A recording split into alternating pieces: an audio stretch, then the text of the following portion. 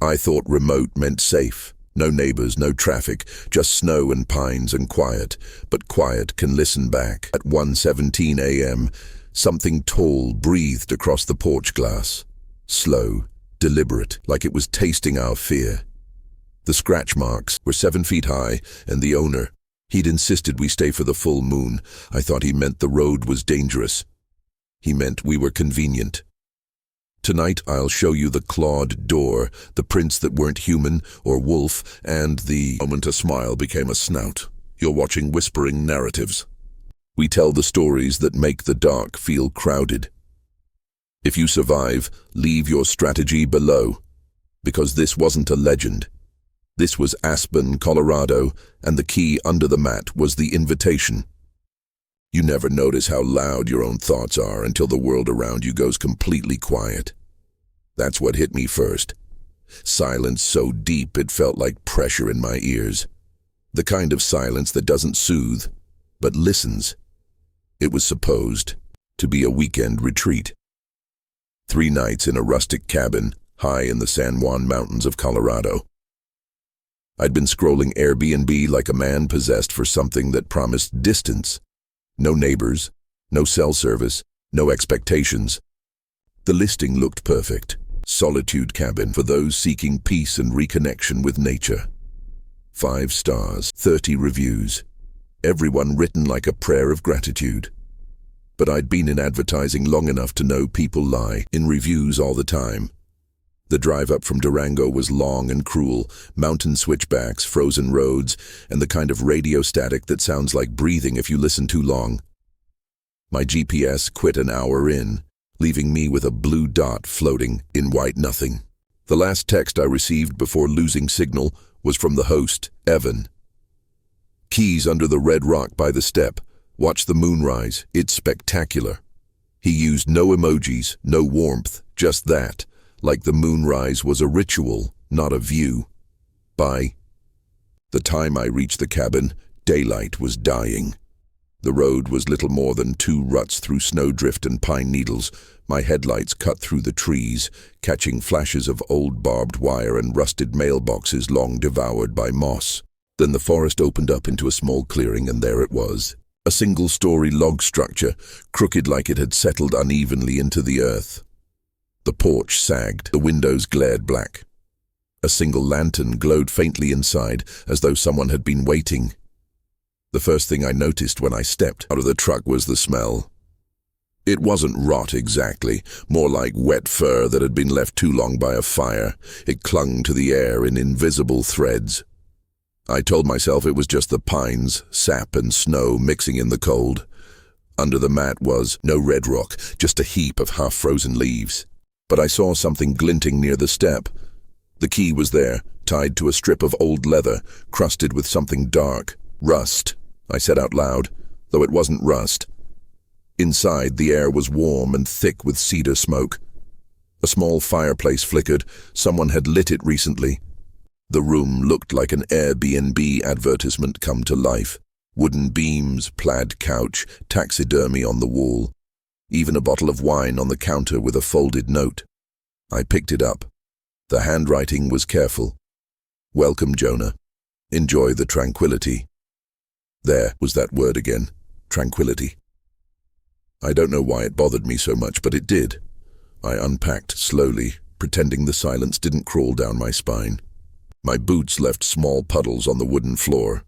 Outside, the snow whispered against the windows. The cabin seemed to breathe with it. When I finally stepped onto the porch with my camera to catch the last light, the forest looked endless. Pine, trunks like black spears rising out of the snow. The sun had already slipped behind the ridge, and the moon, nearly full, hung low and swollen. The snow reflected its light in strange ways, flattening the landscape until I couldn't tell where ground ended and air began. I clicked off a few photos, porch, woods, horizon, and checked the screen. Every shot was fine except the last. That one had a blur in the corner, faint but definite. A figure, tall, too thin, standing between the trees. I zoomed in. The blur dissolved into pixel noise. My chest tightened in that stupid instinctive way you can't reason with.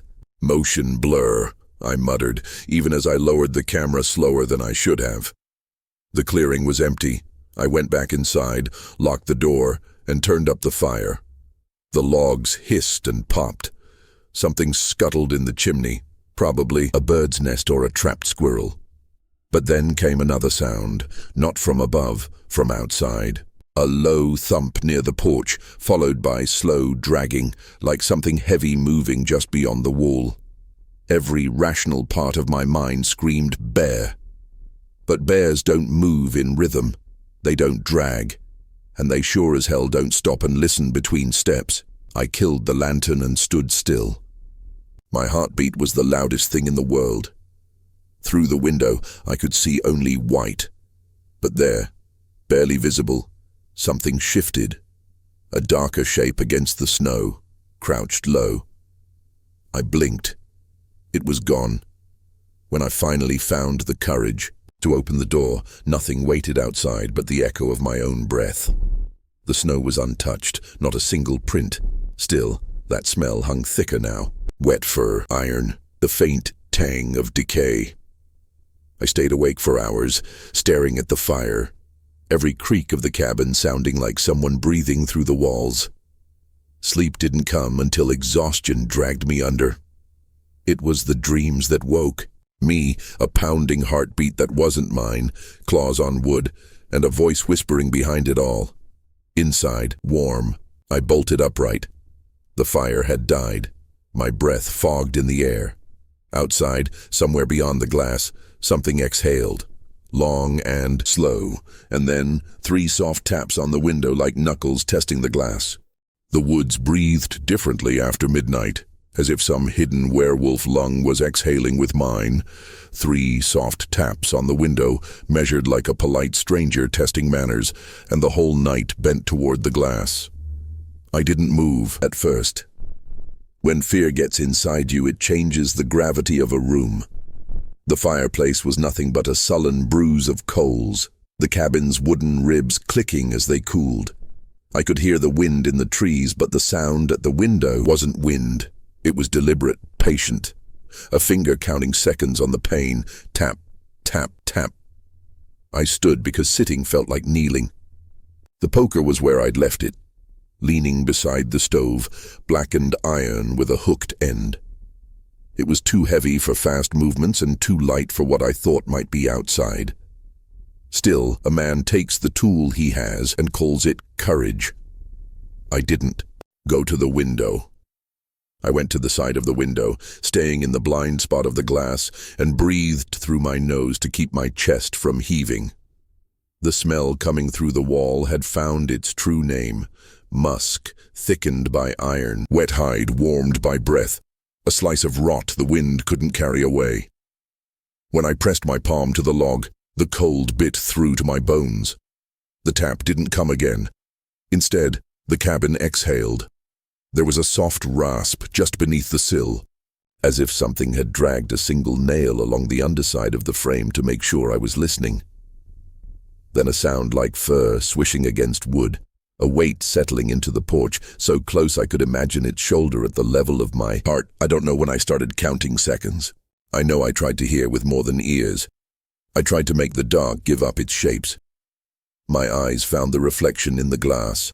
Not the outside, but me. My face pale and thin, the poker angled up like a rusted question mark. Something moved behind that reflection. No, not behind, through it. A smear of deeper black that erased a thumbprint-sized patch of moonlight. Then breath, a slow fog blooming across the pane from the other side. My body chose for me. I stepped backward until the backs of my calves hit the couch.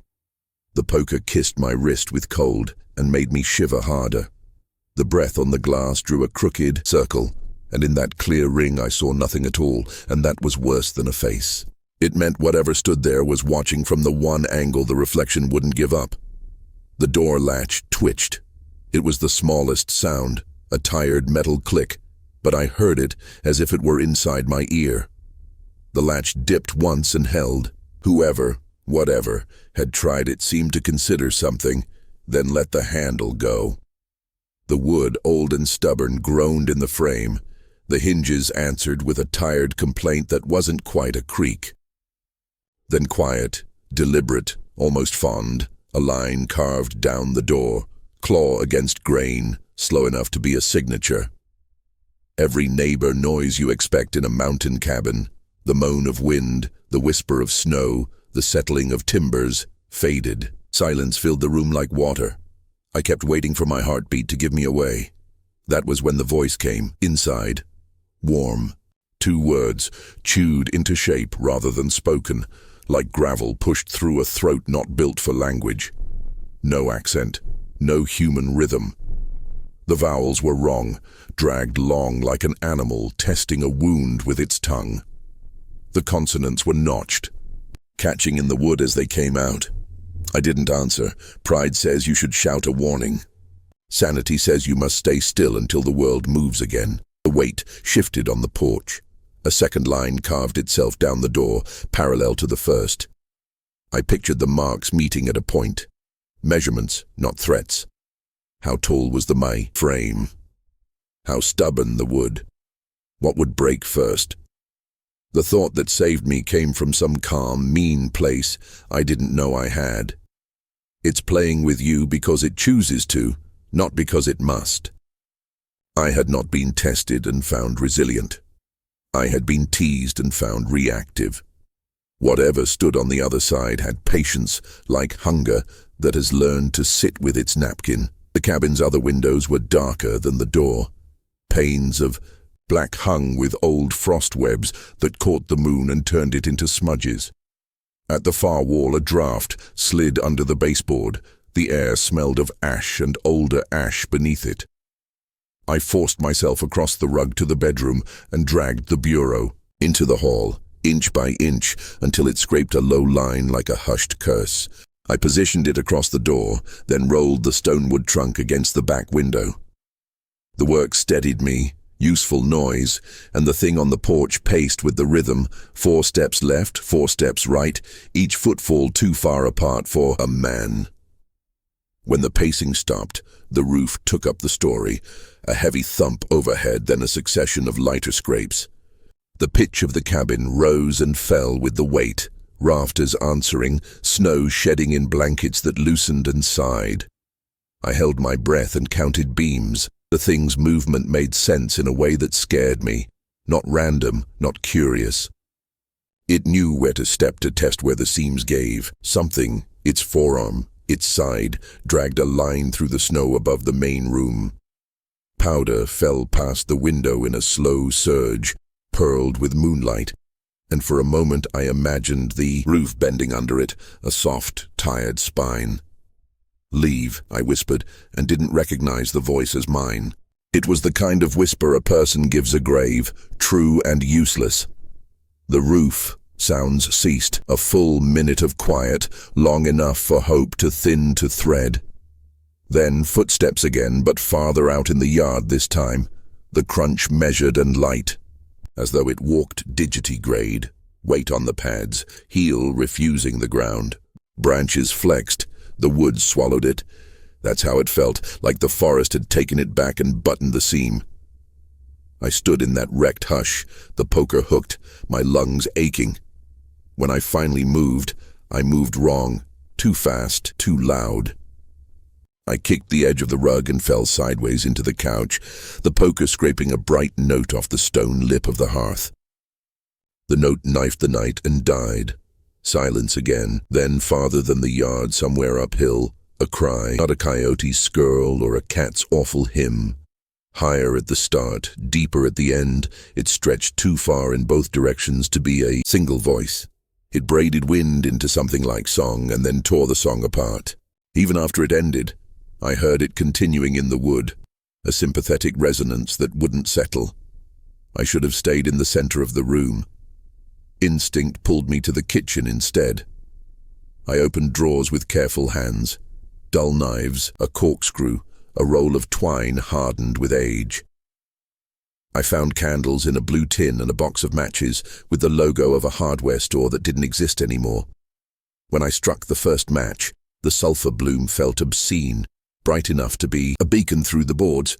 I cupped it and lit a candle and took the candle to the hallway and stopped, because something pressed against the bathroom vent from the outside. A small exhale, then a sniff. Curious, like a child smelling a secret pie. I blew the candle out and let the dark heal after flames in my eyes. In the back of the cabin, I kept a hand on the wall as I moved.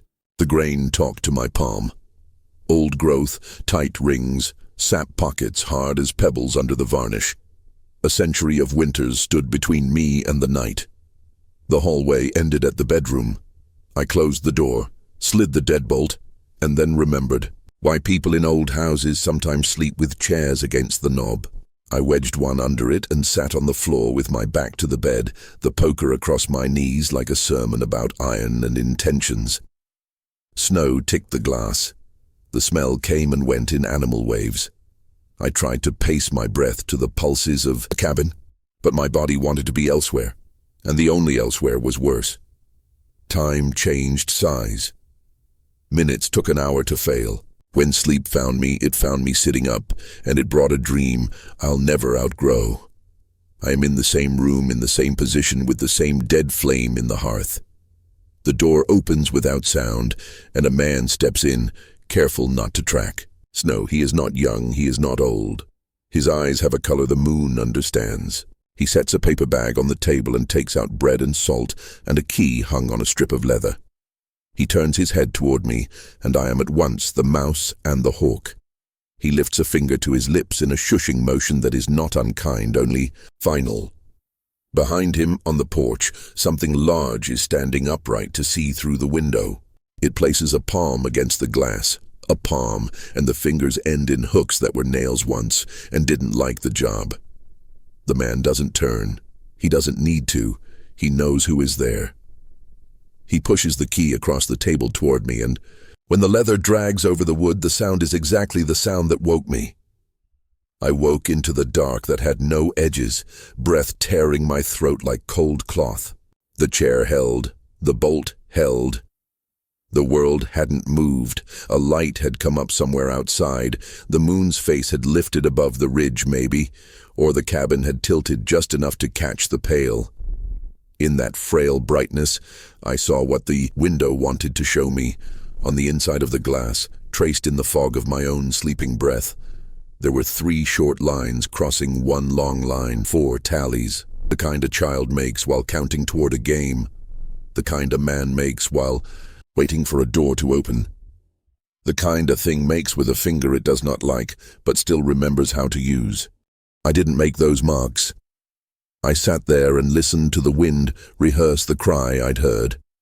I listened to the snow collapse on its own weight and settle into a quieter shape. I listened to the pine at the corner of the house whisper against the eave. I did not move. I did not sleep again. The night grew old, and when dawn finally pushed its thumb under the edge of the world and levered morning up, I stood on legs that had learned a new language. Stand, then fall, then stand again. The rain. First light showed everything without mercy. The floor where I'd scuffed it. The door where 2 long lines ran in a patient parallel. The porch steps pressed into a softer shape, as if something heavy had leaned on them until they sighed. And the snow, clean as a lie, empty as a sermon, unmarked, between the trees and the threshold, except for one place, just under the kitchen window, where the drift was dented in an oval wide as my chest. Like a body had stood there too long and let its heat sink into the skin of the world. I told myself it was wind. Then I told myself it was time to leave. Then a truck engine coughed down the road like a long habit, and I knew before I saw it that the host had decided to visit. The prints weren't human. They were the kind the old reports call werewolf tracks, wide at the heel, claw dragged at the toe. The rumble reached me before the sight of the truck, a coughing old engine climbing the grade, fading, then catching again, the sound of something dying but refusing to stop. When it finally appeared between the pines, the truck looked as though it had been dragged out of another century. Dull green, fenders dented, one headlight burned out. The man driving it was all edges and calm. He parked halfway up the clearing, engine running, and sat there for a moment with both hands on the wheel. Then the cab door creaked open, and he stepped down, boots sinking to the ankles in snow. I could smell exhaust, pine, and that same musky sweetness I'd tasted in my own fear the night before. He waved like we'd planned a meeting. "Morning," he said, voice too even, too measured. "Roads get tricky when the drifts start. Thought I'd check you hadn't froze up here." His name was Evan. That was all the Airbnb app had given me. Evan, superhost. And now that face had a body, 6 feet and change, shoulders narrow, arms long. His eyes, though, that's what made me colder than the air. They were gray in the middle, rimmed yellow at the edge, the color of a winter road when the sun hits the ice. I managed a nod. "Everything's fine, just lost power." He squinted toward the roof. "Generator cuts out sometimes, it's old. I can take a look if you like." I wanted to say no. Every instinct in me screamed no, but refusing him would have felt like painting a target on my chest. "Sure," I said. Out back. We walked together around the cabin. The tracks from last night had half filled with snow. He noticed them. I saw the flicker of recognition, too quick to call human surprise, too slow to be indifference. At the generator shed, he stopped and sniffed once, almost absently, like a man testing the air for rain. "Smell that?" "Yeah," I said. "Something dead, maybe. Animal got caught." He smiled. It didn't touch his eyes. "Sometimes the woods leave gifts." He kicked the door wider. Inside, the generator sat black with grease. Beside it, frozen to the floorboards, lay the remains of what had once been a deer. Ribs pried apart as if opened by hand. I took a step back. "Coyotes?" I asked. He was watching me, not the carcass. "Could be," he said finally. "Could be something else. Lot of hungry things out here this time of year." He knelt and pulled the starter cord. The engine coughed twice, then caught with a grinding snarl. He stood, brushing his palms. "There you go. Power for tonight. You should stay in till the moon sets, though. Roads'll be worse after dark." The moon. He said it like a warning disguised as courtesy. "I was thinking of leaving early," I said. "Maybe drive down before sunset." He tilted his head, bird-like. "No need, you came here for quiet, didn't you? Don't ruin it running from shadows." Then he smiled properly, and the smile showed canines that were just a little too long for comfort. Back inside, I double-locked the door the second he left the clearing. His truck's engine dwindled to a distant rasp, and then nothing but the eye. Silence that followed wasn't relief. It was waiting. I tried to convince myself to pack, but every sound from the woods froze me in place. The crack of branches, the soft hiss of shifting snow. By late afternoon, the clouds had gone silver, bruised at the edges. The light that came through the windows was colorless, almost metallic.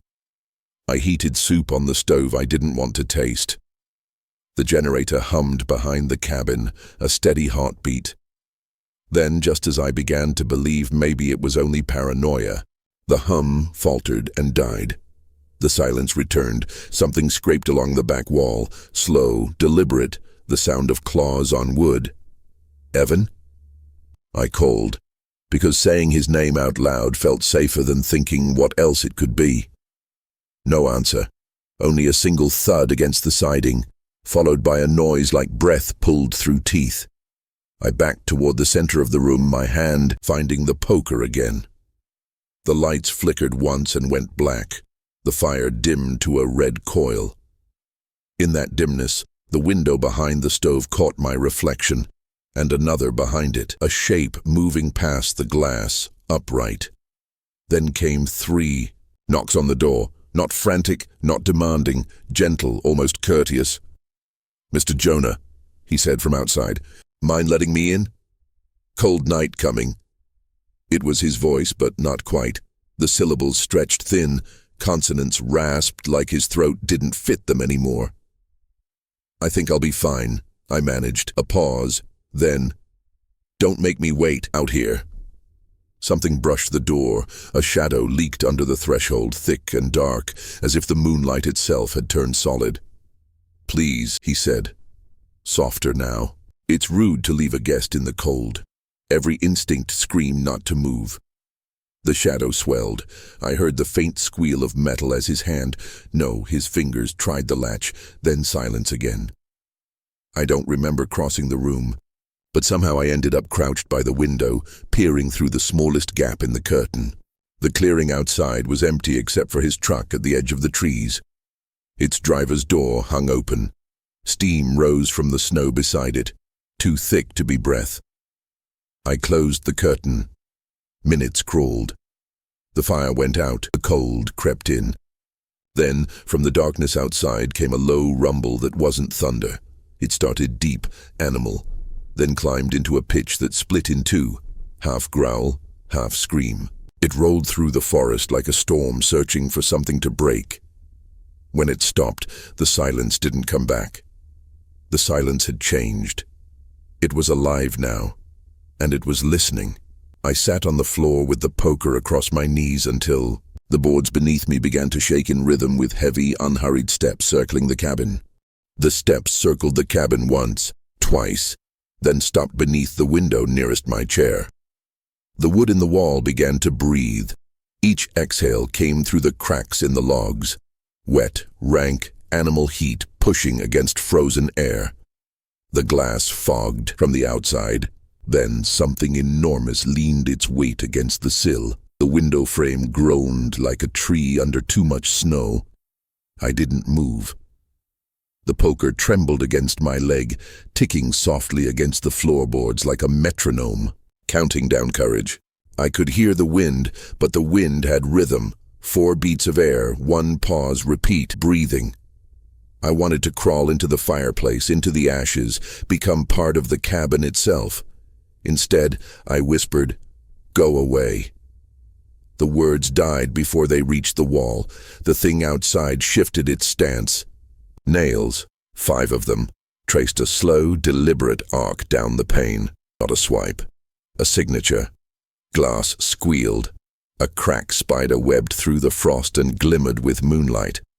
Then came the voice, warm.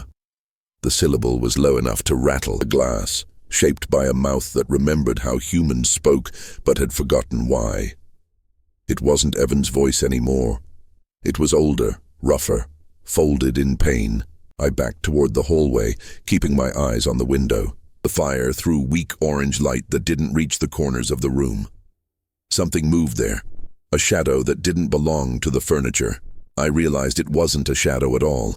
It was the reflection of what stood outside, stretched thin by the glass. A second claw joined the first, then a third.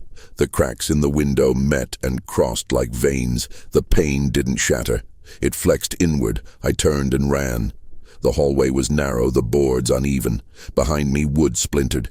The sound was more sickening than loud, like ribs cracking. Air rushed in, bringing the stink of blood and fur. I slammed the bathroom door and threw the bolt. The cabin had no real interior locks, just brass latches made for privacy, not survival. But I slid the latch anyway and pressed my back against the door. The silence that followed was worse than the noise. I could hear the faint hum of the generator trying to restart and failing. Then, between heartbeats, another sound. A sniff.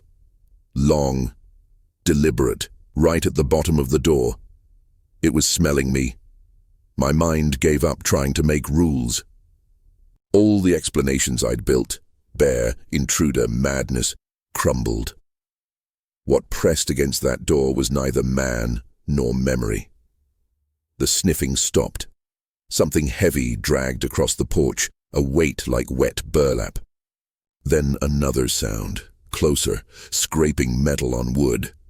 The poker. It had picked up the poker. I didn't breathe. I didn't dare. The hallway floor creaked. I felt it through the boards beneath my feet. Slow, testing steps. A pause outside the bathroom. The doorknob turned, once, twice. The latch held, then the voice again, whispering through the wood. Open. It was almost gentle. a teacher coaxing a frightened child. I pressed harder against the door. The latch vibrated under the pressure of its hand. A low growl rose behind the whisper, building until it filled the house. The walls answered, every nail, every joint, singing with the same deep frequency. "Open," it said again, and the growl broke into something like laughter. The laughter ended with a snap. The latch tore free from the frame and clattered to the floor, but the door stayed closed by the weight of my body. I slid to my knees, bracing it with both arms. The wood bowed inward. A black line appeared near the hinge, growing wider, brighter, until the candlelight from inside leaked out onto fur the color of smoke. And then, as suddenly as it had started, the pressure eased. A long breath, a shuffle, retreating steps. Waited 30 seconds, a minute. Then the sharp crack of another door, this one at the front of the cabin. It had gone outside again. I dared to look through the bathroom window, a narrow rectangle of frosted glass. Beyond it, the yard was a swirl of moonlight and snow. The trees trembled with wind, or with something moving among them. A shape passed through the clearing, upright and limping. The moon found it, and I saw enough to destroy every comfortable lie I'd ever told myself. Broad shoulders matted with fur, arms long enough to brush the ground, a head too large for the neck beneath it. The jaw was half human, half beast, teeth bared in a grin that had never learned kindness. Steam rose from its back, where the snow touched. In one hand, it still held the poker, bent into a curve. It stopped halfway across the clearing and lifted its face to the sky. The howl that followed wasn't a single voice, it was a chorus inside one throat. The air vibrated, the window shook. I felt the sound in my stomach like a sickness. When it ended, the creature turned toward the tree line and vanished into the black. I stayed in that bathroom until the candle burned itself out and the wax sealed my fingers to the holder. My knees had gone numb, my jaw ached from clenching. Just before dawn, I heard the generator sputter to life. A miracle of machinery, or a mockery of it. The lights flickered once, twice, then held. I opened the door. The hallway was empty, the air sharp with cold metal and fur. The front door hung from one hinge. The floor was scored with claw marks that had burned black at the edges, as if the wood itself had recoiled. The poker lay by the hearth, straight again, spotless. I should have run. Instead, I walked to the threshold and looked out. The clearing was pristine, no footprints, no blood, only the dent where something had stood too long in the snow, melting it into the rough outline of 2 feet, almost human, ending in points. Remember thinking, it cleaned up after itself. That was worse than any monster story I'd ever heard. The sun broke over the ridge, pale and thin. For a moment the cabin looked normal again, small, ordinary, framed by pines. Then I saw the door frame, fresh marks, 4 deep scratches arranged like tally lines, carved through the sap and into the heartwood. 4. The same number I'd found, traced in my breath on the glass the night before.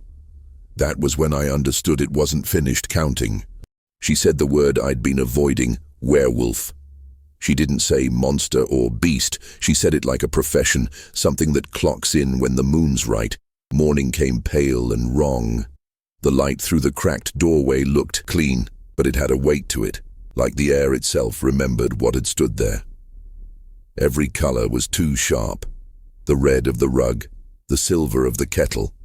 The small brown crescent of my own blood dried into the floor beside the door.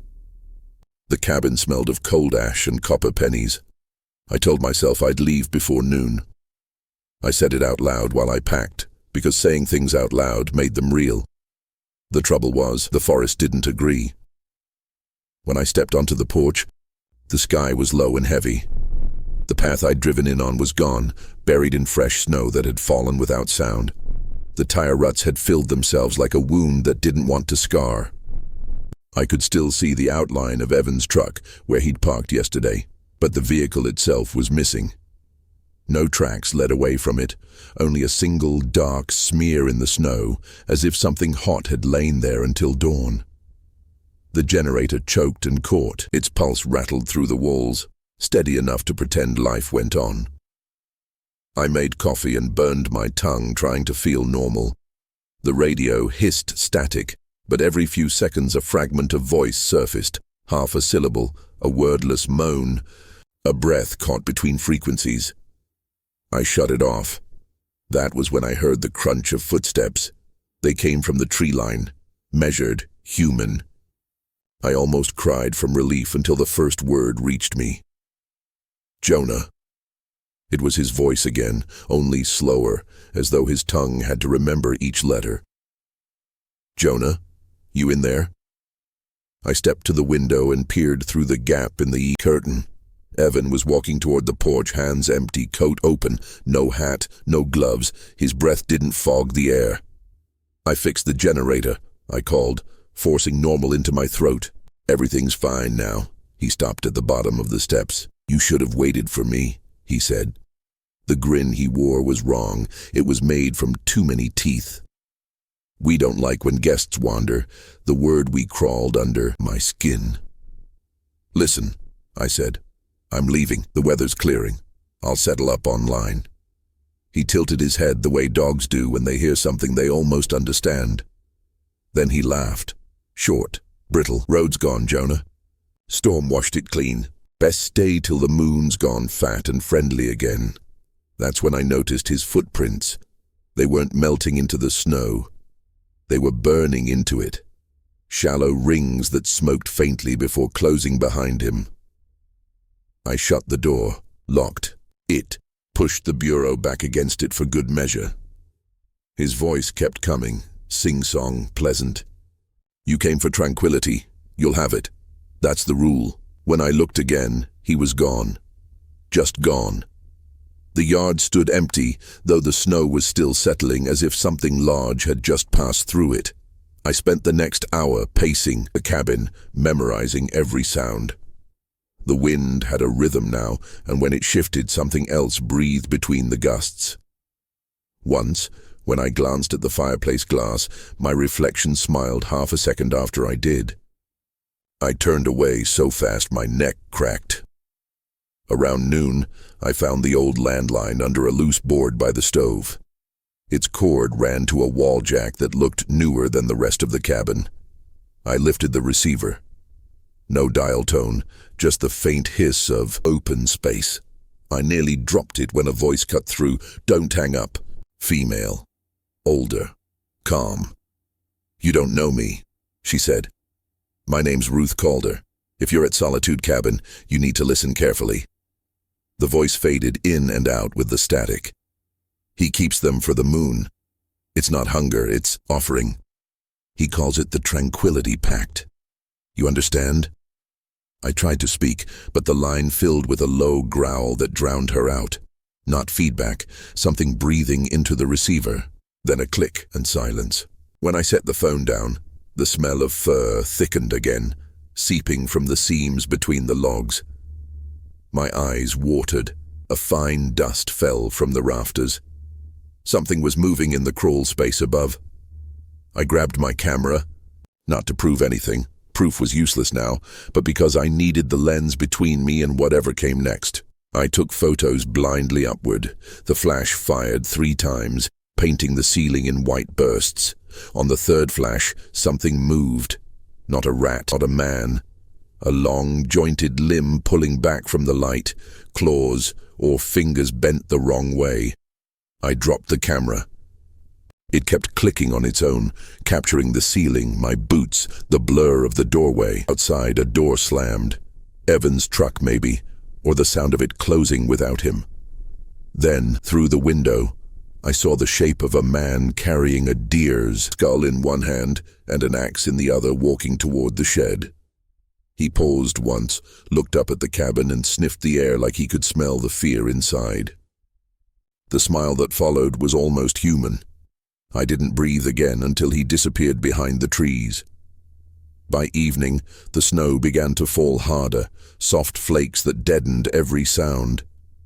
I sat in the center of the floor with a knife from the kitchen, the generator's pulse my only heartbeat. Every time I blinked, I saw that woman's face in my head. Ruth Calder, her voice repeating, "He keeps them for the moon." When darkness fell, the generator coughed once, twice, and went silent. From somewhere deep in the forest came the answering howl. It wasn't an echo this time, it was a reply. I realized then that I hadn't been spared the night before. I'd been chosen for the next one. The werewolf, or whatever man still lived inside it, smelled the kerosene then. Dusk died quickly, as if the day had been hauled down by a rope. The clouds thinned to a milky skin. The moon pushed through, swollen and patient. The generator coughed once like a dying animal, and went still. The cabin let out a sigh that wasn't from me. I stacked the bureau back against the front door, slid the trunk under the back latch, and wedged a chair under the bedroom knob for luck I didn't believe in. The knife in my palm had no weight. The weight was in the silence. It broke with the first footfall in the snow. Not heavy, precise. The kind of step a creature makes when it knows exactly where the boards will complain. It came from the clearing, cut across toward the kitchen window, and stopped just outside the glass. My breath tried to fog the pain. I pressed my mouth into my sleeve to keep it from telling the dark where I was. Jonah, Evan's voice. No coat, no hat. He was a silhouette in the moon glare, tall and narrow with one shoulder higher than the other. Steam rolled off his skin like heat leaving a road after rain. "Open the door," he said and smiled. His teeth looked like they'd been crowded in by something growing behind them. "I called the sheriff," I lied. "They're on the way." He cocked his head, amused. The glass near his mouth glittered with frost. When he spoke, the frost melted and refroze between syllables. "Roads closed," he said, and tapped the window with a knuckle that sounded wrong, thicker, padded, as if a new joint had been welded on from the inside. The cabin shifted as he walked along the wall, the logs taking his weight, the way a spine takes a familiar burden. The back door latch twitched, once, twice, then the sound of metal uncoiling slow and deliberate, the chain I'd looped through the handle pulling tight. He was not in a hurry. He was reading the house like a book he'd copied by hand 100 times. A smile grew in the wood without his help. 4 long scars on the front frame had been 5 all along. I'd missed the faint 5th cut beneath the others, newer, cleaner. The counting was finished. He exhaled through the crack under the door. The warm stink reached my tongue. "Inside," he said softly. "Warm." The walls answered him. Nails ticked inside their holes like teeth chattering. The window, thin with old glass, bowed inward. The house wanted to keep me. The house wanted to let him in. It understood both hungers and didn't pick a side. He stepped off the porch and came back at the wall. The impact was not a bang. It was a thud with a wet hinge inside it, like a shoulder resetting a joint as it hit. Plaster dust bloomed from the seams. A second impact came higher, then higher still, and on the third the siding split with a cracking wail. Splinters fell like sleet. I ran to the bedroom and put my back to the door. The chair held until the wood around the latch whispered, and the whisper became a peal, and the peal came away in a curled tongue of pine. The chair skittered. The knob turned half a prayer and stopped against my palm. The moon brightened and dragged the room toward it. In that light I saw his fingers press under the door. They were longer now, the first 2 joints curved. Nails, hooked and black. They moved like tools finding the right socket. "Don't," I said, and the word came out with more shape than I meant. It had corners. He pushed again, testing, then withdrew. His breath fogged the crack and wrote an O that filled and emptied twice, a slow, patient bellows. The front of the cabin went quiet, too quiet. I heard something outside beyond the wall, something with a different rhythm. Boots moving over crusted snow. The soft wheel of leather on packed ice. A human weight placed where a human knows to step. A voice followed, low and steady. "Careful. With the night, Evan," it said, and the cabin recognized it before I did. "That's enough." He tore away from the door with the sound a cat makes when you pull its mouth off meat. The world rushed in where his breath had been. Floorboards shivered under fast, heavy steps crossing the front room. A shadow blotted a window, and then the wall exploded outward in a blossom of splinters as something went through it from the inside. Moonlight strafed the hole. Snow blew in, glittering in the orange breath left by the fire's last coil. I stood, dizzy with the sudden emptiness, and stumbled into the main room in time to see a shape the size of a refrigerator hurl itself past the ragged opening. Shoulders up, head down, hind legs digging trenches behind it. A second silhouette stood 10 yards out in the clearing, square-hipped and braced, an axe in one hand and a flare in the other. The flare hissed and painted the snow pink. The woman holding it wore a hunter's coat gone gray at the seams. Her hair was the color of rope left in weather. She did not look at me. She looked at the thing that had been my host. "Come on then," she said. No fear. No thrill, just an old and simple invitation. The creature obliged. What happened in the clearing happened fast and in pieces, and it will replay in my sleep forever, one frame at a time. The flare traced arcs that stung the creature's eyes and made them shrink to coins. The axe flashed once, twice, bit shoulder and thigh. Fur came away in sheets that steamed on contact with the snow. The thing struck back with a backhand meant for unmaking. The woman rolled with it, came up on one knee and slammed the butt of the axe into its knee with a crack I felt in my molars. It screamed, and the scream bent the trees toward us. "House!" she shouted without turning her head, and it took me a second to understand she was speaking to me. "Stove! Kerosene! Now!" I moved because that was the only word with a handle on it. The kitchen stank of cold iron and meat. Under the sink, a dented can with a broken cap. The smell of lamp fuel rose up clean and mean. I sloshed it across the floor in a hasty S, wetting the hearthstones, the rug, the wood stacked by the stove. My hands shook so badly I baptized my boots. "Match," she called. The book by the radio felt like a relic God had left on purpose. My thumb wouldn't work. The first stick broke. The second flared and licked my palm with sulfur. I fed it to the soaked log basket. The flame winked small and then shouldered out in a long, low sheet that crawled like an animal escaping a tight place. Behind me, the fight hit a new register. A sound like bones unzipping. A sound like a zipper closing those bones back again. In a different order. The woman swore once, simple and priest-like. "Not tonight," she said. And the words had the shape of something she had said 100 other midnights. Not on the count. The creature, or the man inside it, smelled the kerosene then. Even rage can learn caution. It wheeled away from her and slammed shoulder first through the ragged hole toward the door I'd just turned into a tongue of fire. Heat inhaled and spoke. The fur on its flank found flame and bloomed. It threw itself sideways, tearing off a quilt of burning hair with its own hands. The smell was something I cannot write cleanly. It will live in my throat forever. It came at me anyway. I don't remember deciding to lift the camera, but the flash went. And in that white square I caught its face one last time, half inside, half out. Bones in argument with each other, human mouth trying to form a word around a muzzle full of teeth that wanted the same shape to mean different things. The flash stunned it the way lightning stuns cattle, but only for a blink. The axe saved me. Steel bit into the joining where neck becomes shoulder, buried to the eye. The thing went to one knee with a noise that was both air and prayer. The woman stood over it, wrenching the axe free and readying another cut, and for that heartbeat I thought it would end here, with a head in the snow and a name we would never say again. It didn't. It lunged under her, the way hurt animals will, took her legs with one sweep, hit her ribs with a forearm the size of my thigh, and flung itself through the breach into the trees.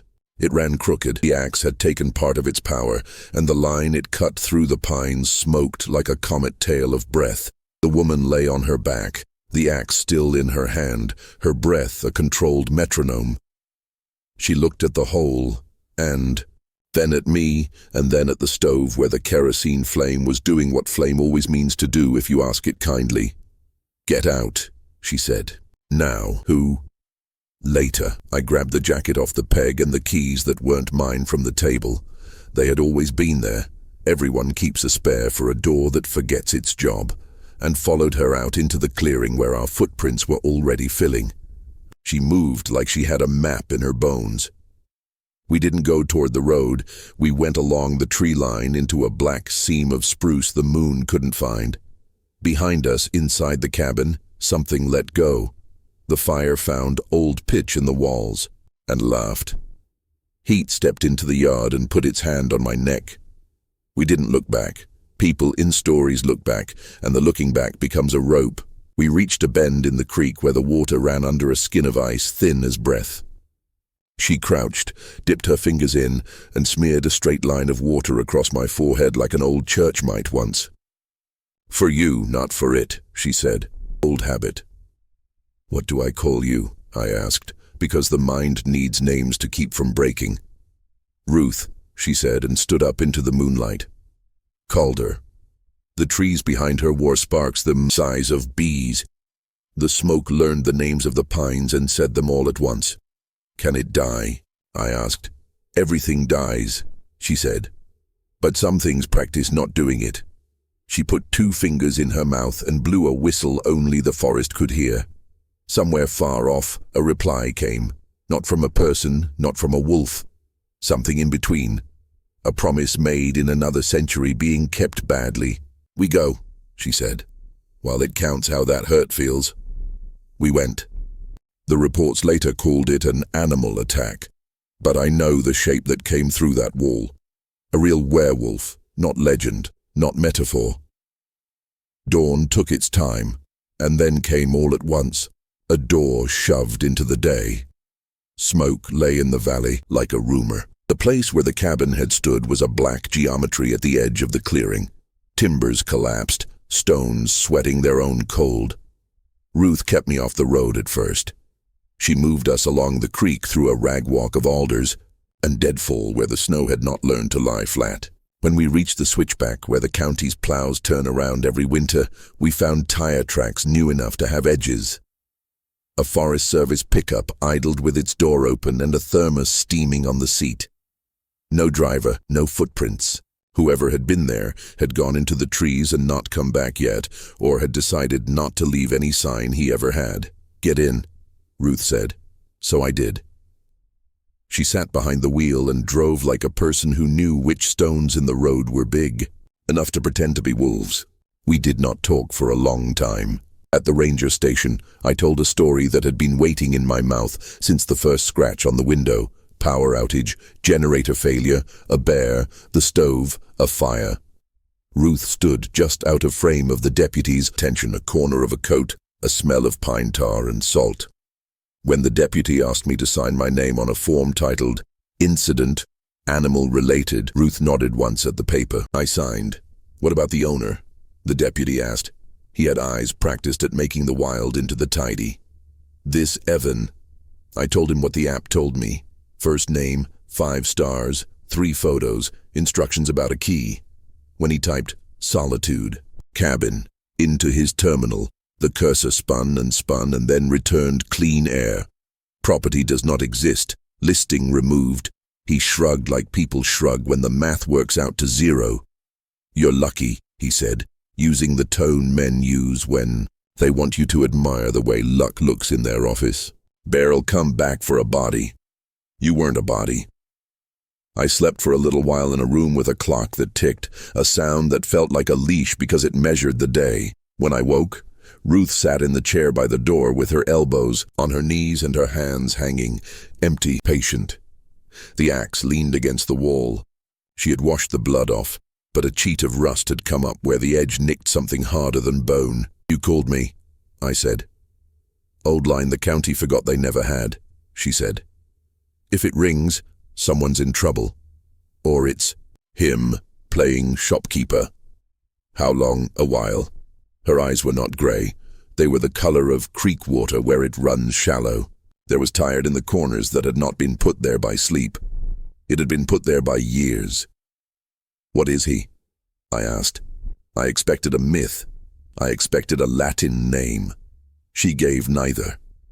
"A man," she said, "and the thing that found a way to live inside the shape of him. It likes rules. It likes ceremony. The pact keeps it from being messy most nights." She looked at my hands until I noticed they were shaking. "Most, not all." "Why me?" "You came alone," she said. "You read the word in the listing that means what he wants it to mean, tranquility. It's a church word, if you pull it apart, right?" She drove me down to a motel on the flat, 3 towns from where the mountains start to forget themselves. The sign outside the office flashed vacancy like a heartbeat too proud of its own regularity. She gave the clerk a name that wasn't mine, and a credit card that had been used too many times to look like anything but rent. In the room, she wrote a number on the motel stationery, tore the paper in half, and handed me 1/2. "This doesn't call me," she said. "It calls a place where a voice might be waiting. If no one answers, hang up and don't try again that night. It listens." "What do I do?" I asked. "Not now, just do, as if rules could hold the world in the same shape it had failed to be last night." "Don't tell it your name when you're afraid," she said. "Don't look where it wants you to look. Don't follow a smell." She closed my fingers around the paper. "And don't go back to where you fed it." "You think it—" I stopped, feeling childish. "You think it will come for me?" She watched the parking lot without moving. The snow out there was not ours. It belonged to plows now, and to the men who smoked beside them. "It saw you see it," she said. "That's a kind of marriage in some places." She left before dark. I didn't know where she slept when she slept. The room smelled like old, soap and heat from a coil. I lay on top of the bedspread with my boots on and listened to the walls learn my breath. When I finally turned off the lamp, the window became a black square with a reflection in it. The eyes in that reflection were mine until they weren't, until they held a rim of yellow that could have been the neon vacancy sign if the sign had wanted to be cruel. Weeks later, on a day with a sky so blue you could break a tooth on it, a brown envelope arrived with no return address and a stamp the post office stopped using before I was born. Inside was a photocopy of a page from the county deed book. The ink had puddled in the O's and the A's where the typewriter ribbon had been tired. The signature read Evan Colden and the date read 1923. Under it, another transfer. Evan Colden, 1957. Another, 1989. The parcel number did not change. There was a sticky note stuck crooked on the copy. In a hand that could have been mine if I had learned to write without joy. Someone had written, "It practices not doing it. I moved south because the horizon there is flat and the moon seems farther if you stand on blacktop. Nights are still worst. The smell finds me sometimes in grocery store aisles when the butcher puts out a tray of oxtail. It finds me in t-shirts washed with the wrong detergent that's sour when you sweat. It finds me in laundromats when the dryers sigh." 2 months after the fire, a text slid into the middle of a blank screen from a number with too many zeros. "Full moon soon. Don't wander." The period at the end felt like a hand, not a dot. I still dream the bathroom door. I still wake to find tally marks in the fog on the inside of the window. Even on nights when I tape a towel across the glass, I clean them with my sleeve like a man swipes fingerprints off a glass he shouldn't have touched. Sometimes a 5th mark shows up a little lower, patient and neat. When the dreams are kind, I'm watching the creek and the ice holds and the flare paints the snow pink, and the axe does what axes mean. When the dreams are honest, the reflection in the window lags my smile by half a second, and the mouth behind mine is already learning another word. I tell you this, the way you tell a paramedic your name while you bleed, slowly, so the numbers come out right. Not because I need you to believe me. Belief is a luxury I don't recommend. I tell you because the world is made of rooms and doors, and sometimes the door opens for the person who knocks, and sometimes it opens for the thing that has learned the shape of our hands. If you book a Cabin for the quiet, and the listing says tranquility, like a man says grace before he eats. Don't go. If you go, don't stay for the moon. If you stay, don't count the marks. If you count them, don't wait for the fifth. And if the owner smiles with too many teeth and tells you the road is dangerous after dark, believe him, it is. But the road isn't what's hungry. On some nights, the phone on the motel table rings once without calling and stops. I don't answer. On some nights, a deer skull shows up on the verge 3 houses down from where I live now, and the dogs will not bark at it because they know politeness can save you sometimes. On some nights, the horizon gets a little fur at the edge and the stars learn a new place in the ceiling. You don't have to believe me. I would rather you didn't. Walk home in the well-lit part of the world and be glad it is lit. I will be here, not wandering, counting backward from 5, breath steady, window covered, lights low, letting the night name me and then letting the name pass by. If you ever smell wet fur where there shouldn't be any, leave your dishes in the sink and go. Don't pack, don't write a note, don't look back. You can always buy another toothbrush. You don't always get to keep your name, and if, by habit or by hurt, you answer a knock after midnight and a voice at the door says inside, warm, remember this. A thing that can make a word can unmake a person. It's a small trick. It practices. I sleep some nights. I don't on others. The paper with Ruth's number lives under my phone. I have not called it. There is a kind of pact in not calling too, that's all. The rest is quiet. The kind of quiet that listens back. The kind that makes a room feel smaller, like the walls have leaned in to hear the shape of what you are. The kind that understands you understand and doesn't need to practice anymore. The moon is coming up. The glass is clean. I am not wandering. I am counting. 4 marks, then 5. There are nights when I test the world to see if it's still mine. I do it with small errands. A gas station at 2 a.m. where the fluorescent lights hum like insects that forgot how to land. A grocery run when the store is between songs and the cashier's smile is a little too brave for the hour. A walk around the block in air so thin the moon seems to be holding its breath. Nothing dramatic, just evidence. Prove that doors open when hands turn them, that people hold the right shape, that sound moves at the speed it always did before a voice learned to bend it in my ear. I take the paper Ruth gave me. I don't call it. The motel became an apartment, because eventually even survival needs a lease.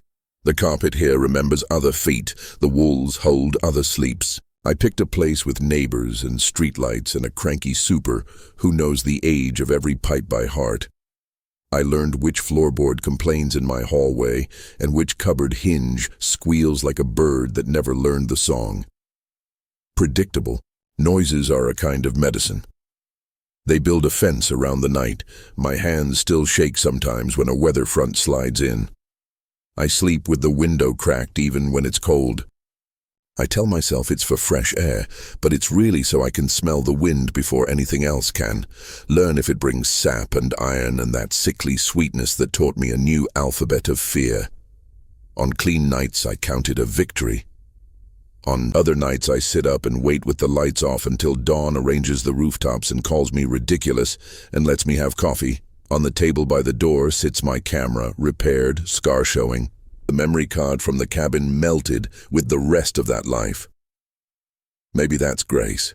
People ask about photographs of the trip and I say what survivors always say when truth would make strangers into accomplices. Wasn't much to shoot. They nod because they live in the world where that answer fits. I don't mind. I like their world for them.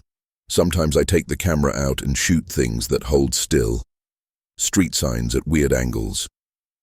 The way morning takes a window and turns it into a square of light, with edges so clean you could cut bread on them. Hands, mostly mine, other people's, because hands stay hands. They do the job. They shape keys and fix zippers and gesture in the air when sentences need scaffolding. The lens turns my seeing into a task I can complete. Ruth calls when the moon goes fat. Not every cycle. Maybe 1 in 3, and never from the same number twice. It's more a check on the fence posts than a conversation. You good? She asks. I'm good, I say. She tells me what the creek did, how the ice learned a lesson and forgot it again, what prince showed up on a logging road at the edge of a locked gate where the county line got stubborn and made her take a long way home. She says he without saying his name. She says it like someone spitting out a seed. I listen the way people listen to weather, not because they can change it, but because it changes them to know. Once I asked how many there were, meaning men like Evan, meanings like the thing that wore him. Depends on the year, she said. Depends on what folks call hospitality. I laughed, which is something I didn't know my throat could still do. She laughed back, a small sound, and that was the first time the night didn't lean in to hear us. You learn to keep certain rituals. I keep a candle near the sink, but I don't light it every night. That would be letting the monster rent space, even when rent's past due. I keep a little salt in a film canister by the door because I like the way it feels to choose a superstition and carry it like a coin in a pocket. I knock on wood sometimes because wood held me once, and I want to be polite. When I do sleep through, the dreams have edges I can step over in the morning. There are still bad ones. The door yawning inward like a surprised mouth, the towel over the window lifting itself from the inside out, the flare painting fur a sick color roses never had. But more often now, the dream is just a cabin falling to its knees in snow and a woman with rope-colored hair walking away without looking back, and the sense that whoever was counting lost track for a minute. In that minute, I breathe like the world remembers how lungs are supposed to work. I have not seen the tally marks on the glass in months. You would think that would let me forget them. It doesn't.